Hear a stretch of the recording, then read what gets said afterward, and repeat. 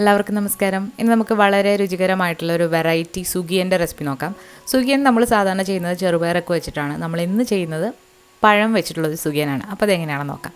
ആദ്യം തന്നെ ഒരു നോൺ സ്റ്റിക്കിൻ്റെ പാൻ ചൂടായി വന്നപ്പോഴത്തേക്ക് നമ്മൾ 1 ടീസ്പൂൺ നെയ്യ് ഒഴിച്ച് ചൂടാക്കി എടുത്തിട്ടുണ്ട്. ഇതിലേക്ക് കുറച്ച് അണ്ടിപ്പരിപ്പ് ഇട്ട് കൊടുക്കുക. ഇതിനങ്ങനെ പ്രത്യേകിച്ച് അളവൊന്നുമില്ല, നിങ്ങളുടെ ഇഷ്ടത്തിന് ചേർക്കാം.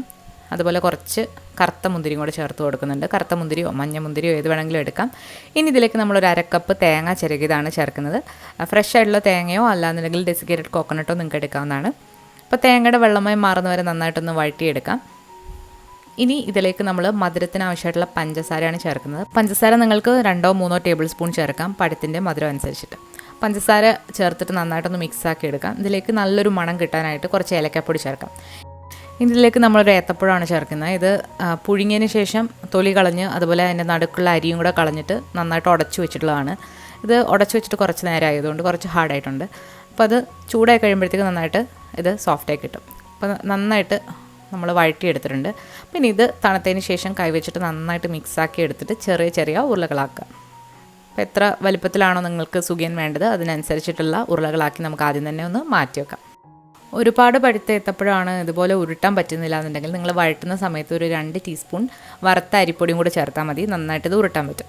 നമ്മളിതുപോലെ നന്നായിട്ട് ഉരുട്ടിയെടുത്തിട്ടുണ്ട്. ഇനി ഇതിലേക്ക് വേണ്ട മാവൊന്ന് തയ്യാറാക്കാം. അതിന് വേണ്ടിയിട്ട് നമ്മളിവിടെ ഒരു 1/2 കപ്പ് മൈദ എടുത്തിട്ടുണ്ട്. അതിലേക്ക് ഒരു നുള്ളു ഉപ്പും അതുപോലെ കുറച്ച് മഞ്ഞൾപ്പൊടി, കളറിന് വേണ്ടിയിട്ടാണ് നമ്മൾ മഞ്ഞൾപ്പൊടി ചേർക്കുന്നത്.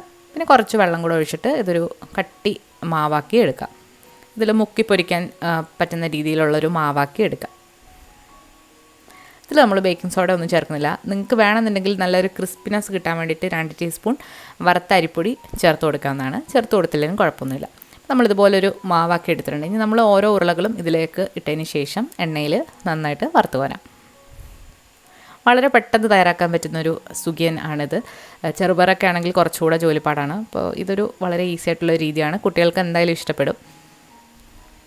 മീഡിയം ഫ്ലെയിമിൽ നമ്മളിവിടെ എണ്ണ ചൂടാക്കി എടുത്തിട്ടുണ്ട്. അതിലേക്കിട്ട് ഫ്രൈ ചെയ്തെടുക്കാം. ഫ്രൈ ചെയ്യാനായിട്ട് ഏത് ഓയിൽ വേണമെങ്കിലും നിങ്ങൾക്ക് എടുക്കാവുന്നതാണ്. വെളിച്ചെണ്ണയോ സൺഫ്ലവർ ഓയിലോ ഏത് വേണമെങ്കിലും എടുക്കാവുന്നതാണ്. ഒരു സൈഡ് ഒന്നായി കഴിഞ്ഞാൽ മറിച്ചിട്ട് കൊടുക്കുക. തീ ഒരുപാട് കൂട്ടി വെക്കരുത്, മീഡിയം ഫ്ലെയിമിലിട്ട് ഫ്രൈ ചെയ്തെടുക്കാം.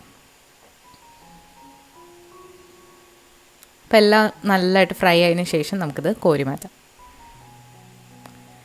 നമ്മളിതിന് മുൻപ് യഥാർത്ഥ സുഗിയൻ്റെ റെസിപ്പി അപ്ലോഡ് ചെയ്തിട്ടുണ്ട്. അതുപോലെ ഒരുപാട് ടൈപ്പിലുള്ള ചായക്കട പലഹാരങ്ങളുടെ റെസിപ്പി അപ്ലോഡ് ചെയ്തിട്ടുണ്ട്. ഇതുവരെ കണ്ടു നോക്കിയിട്ടില്ലാത്തവർ അതുകൂടെ ഒന്ന് കണ്ടു നോക്കണം. അപ്പോൾ വളരെ ടേസ്റ്റി ആയിട്ടുള്ള ബനാന സുഗിയൻ അഥവാ ഏത്തപ്പഴം കൊണ്ടുള്ള സുഗിയൻ ഇവിടെ റെഡി ആയിട്ടുണ്ട്. അപ്പോൾ എല്ലാവരും ഒന്ന് ട്രൈ ചെയ്ത് നോക്കണം. അതുപോലെ വീഡിയോ ഇഷ്ടമായാലും ലൈക്ക് ചെയ്യാനും ഷെയർ ചെയ്യാനും മറക്കരുത്. പുതിയ റെസിപ്പി വീഡിയോകളുമായിട്ട് നമുക്ക് വീണ്ടും കാണാം. താങ്ക്